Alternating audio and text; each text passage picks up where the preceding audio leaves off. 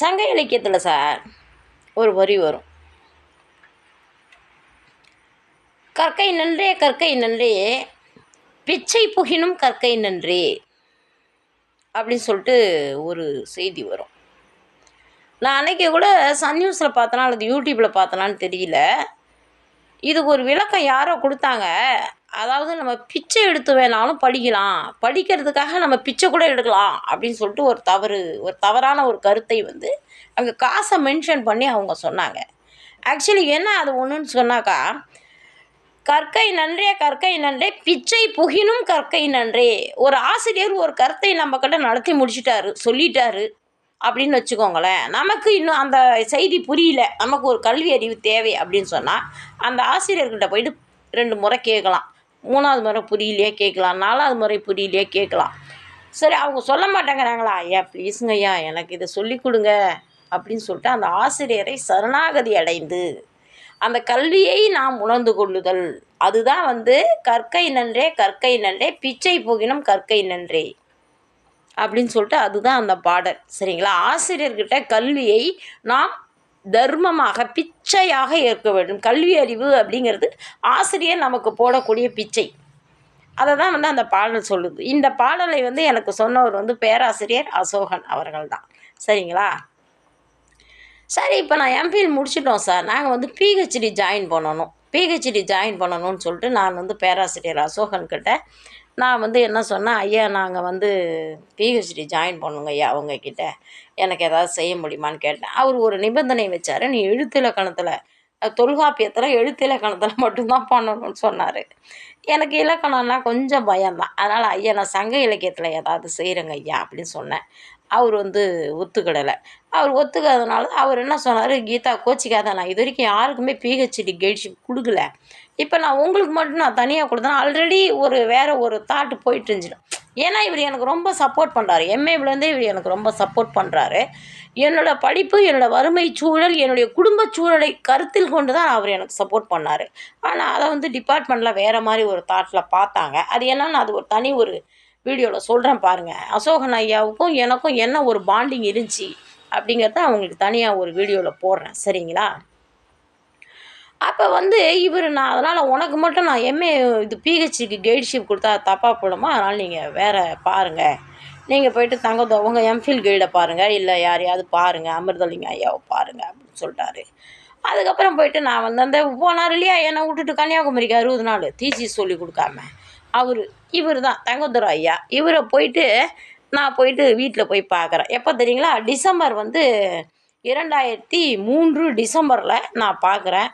அன்றைக்கி நைட்டு ஒரு நாள் நான் நினச்சேன்னா நான் பிஹெச்டி சேரணும்னு முடிவு பண்ணுறேன். நைட்டு முடிவு பண்ணுறேன். டிசம்பர் வந்து 3ஆம் தேதி நைட்டுங்க. டிசம்பர் 3ஆம் தேதி நைட்டு வந்து தங்கதுரை ஐயா வீட்டுக்கு போகிறேன். ஒரு 8:30 மணிக்கு போகிறேன். போனாக்கா என்ன சொல்கிறாரு,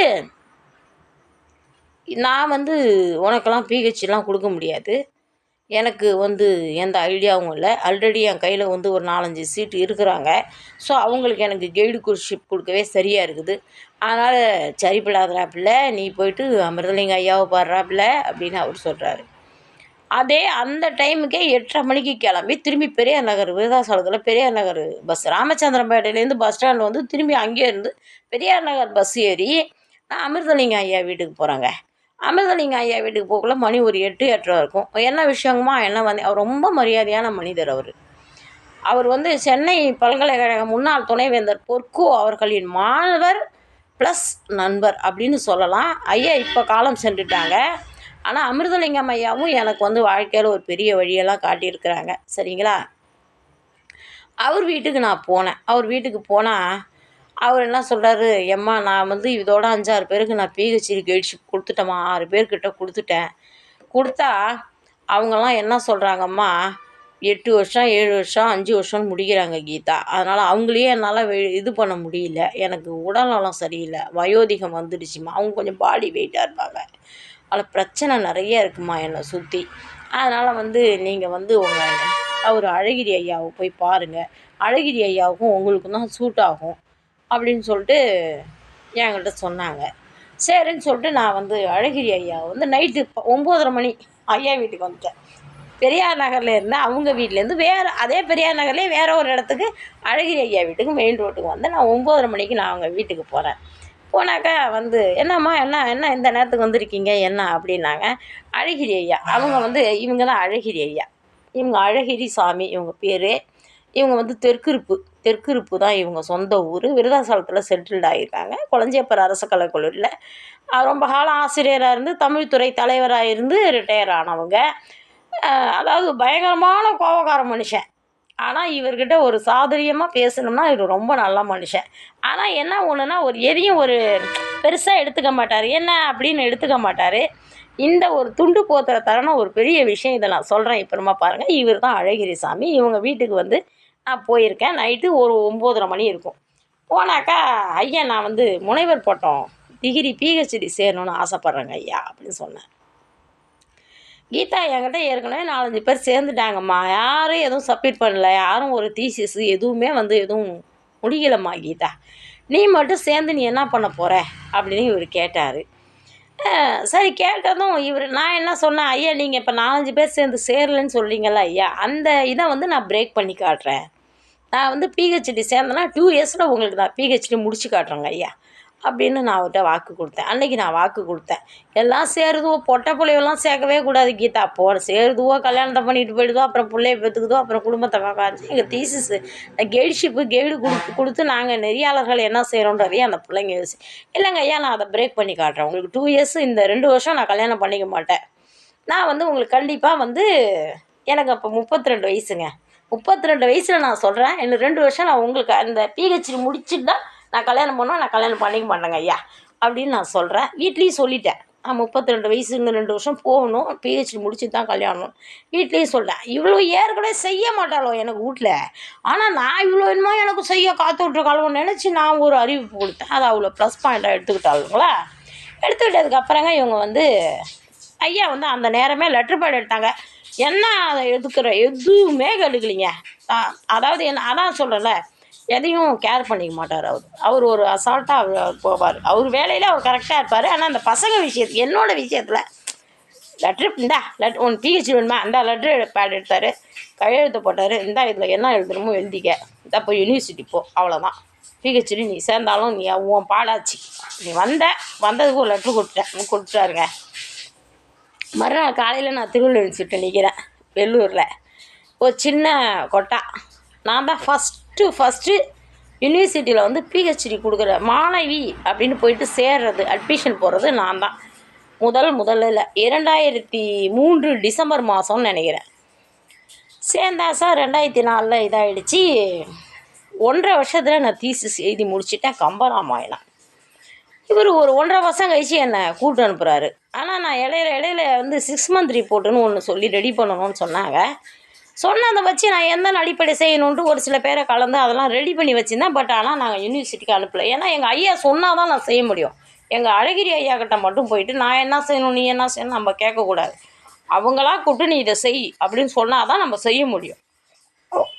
அவங்கள புரிஞ்சுக்கிட்டவங்க அப்படி தான் செய்ய முடியும். ஆனால் இவங்க 6 மந்த் ரிப்போர்ட்டை நான் ரெடி பண்ணி வச்சுருக்கேன். இவங்க வந்து அதை பற்றி பேசலை.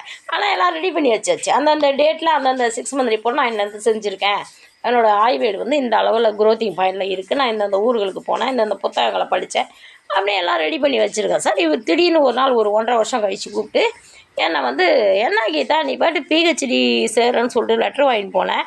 சேர்ந்ததாக சொல்லி எனக்கு ஒரு லெட்ரு வந்துச்சு, அப்ரூவல் லெட்ரு எல்லாம் வந்துச்சு. ஆனால் நீங்கள் ஒன்றும் 6 மந்த் ரிப்போர்ட் எதுவும் என்ன ஆகலாரு. ஐயா தோ இருக்குங்க. நான் எப்போ பண்ணாலும் எல்லாத்தையும் பெரிய குச்சி பையில் போட்டு தூக்கி தான் போவேன்.